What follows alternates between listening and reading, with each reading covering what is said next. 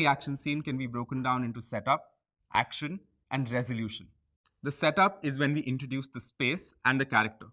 The audience gets a clear idea of what situation the character is in and the obstacle or conflict that will inevitably arise. Now, the action is the fun part. Intensity is ramped up, and cuts are usually quick and sharp. When the scene is coming to a close, it has to be resolved with clarity and certainty. Viewers should breathe a sigh of relief by the end of a well cut action scene, and all that intense action deserves a satisfying resolution. Like this scene from Lutera. When the characters of Ranveer and Vikrant are being chased down by the cops, you see how well the town of Dalhousie has been used as a location. The little gullies, the small connecting homes, gives you the feeling of being in a maze. The sequence begins where the two characters converse with each other about going in different directions to avoid the cops.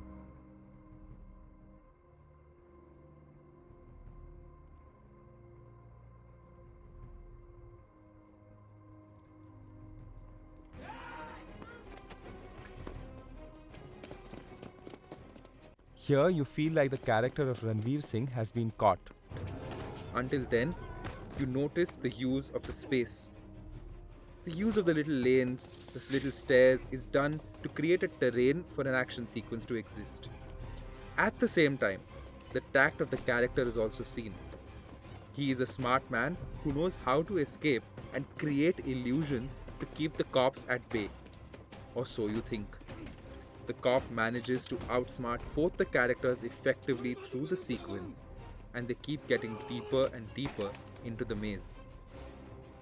The use of the metal grill, the little door on the floor of the balcony, all make for simple yet effective elements that the characters use to block the cops.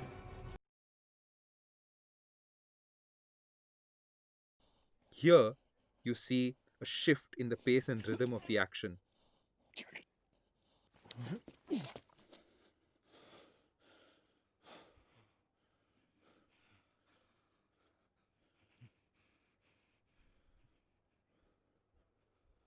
The music has died down and the tension is being built up by the use of cuts, which are more slow, and the use of close ups has increased.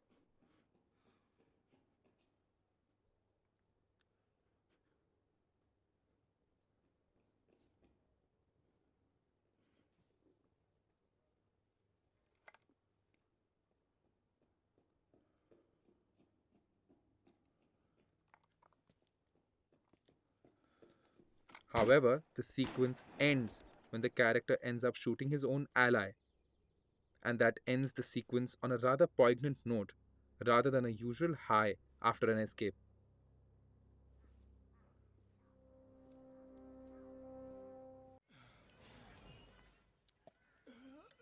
In a similar chase sequence, but from a different movie, you see how cuts are used to increase and decrease intensity. In Black Friday, when a bunch of cops go to arrest one guy, he keeps escaping from them. For the first 3 minutes or so, the action and cuts are slow. Use of camera movement is more.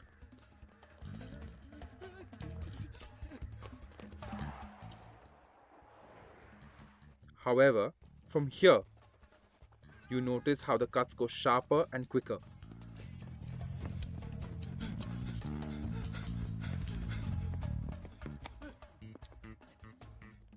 Then once again, the cuts are slower, music drops, and once again, the action drops.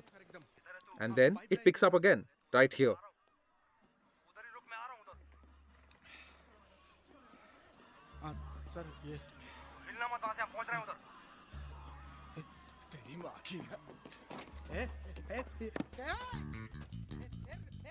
This high and low energy helps build great action.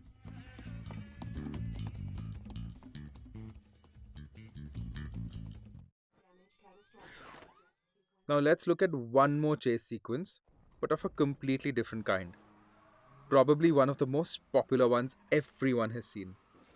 In terms of edit and cuts, nothing extraordinary has been done here. Use of music is also minimal, but what truly drives the action here is the content itself.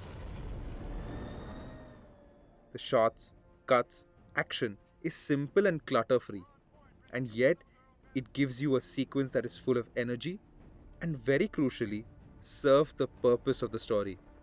No style, pure content. Every element used in the sequence, like the chopper, the bike, the roads, the van, the truck, are all necessary and have sufficient setup and payoffs. Everyone in the chase sequence has a proper resolution, either positive or negative. The two kids playing in the car serve two purposes. One is to give the audience a breather, and the other is to give the audience the information that this chase sequence is taking place amidst regular population, and people could get hurt. That's not good. Okay, that's not good.